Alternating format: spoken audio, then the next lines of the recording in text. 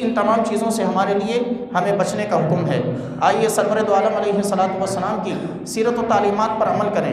آپ علیہ الصلوۃ والسلام کی محبت کا دم بھرتے ہیں ہم، نبی کریم علیہ الصلوۃ والسلام کی تعلیمات کو اپنانے کی کوشش بھی کریں، حلال و حرام میں فرق رکھیں، وگرنہ ایسا نہ ہو کہ حرام کا ایک لقمہ ہم اپنے بچے کے گلے میں اتاریں اور وہ بچہ آگے چل کر کبھی باادب نہیں بنے گا۔ جس کی پرورش ہی آپ نے حرام کے رخوں سے کی ہو، اس سے کیا امید رکھیں گے کہ وہ بڑا ہو کے وفادار نکلے گا؟ جس کو آپ نے کھلایا ہی ہمیشہ حرام کا ہو، اس سے کیا امید رکھتے ہیں کہ آپ نے بچپن اس کا اچھا بنا دیا، اس نے منہ کھولا اور جو خواہش کی آپ نے حرام کی دولت اٹھائی اور اس کی خواہشیں پوری کر دی۔ آپ نے اسے تعلیم دلانے کے لیے حرام کا پیسہ جمع کیا اور اسے تعلیم دلا دی۔ آپ نے اس کی زندگی اچھی بنانے کے لیے حرام کا پیسہ اکٹھا کیا اور اسے کاروبار کرا کے دے دیا۔ آپ کیا سمجھتے ہیں کہ وہ آگے چل کر آپ کو نفع دے گا؟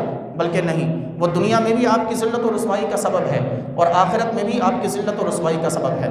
خالق کائنات سے دعا ہے کہ پروردگار ہم سب کو اپنے حبیب علیہ السلام کی تعلیمات پر عمل کی توفیق عنایت فرمائے۔ وما علیہ الا البلاغ۔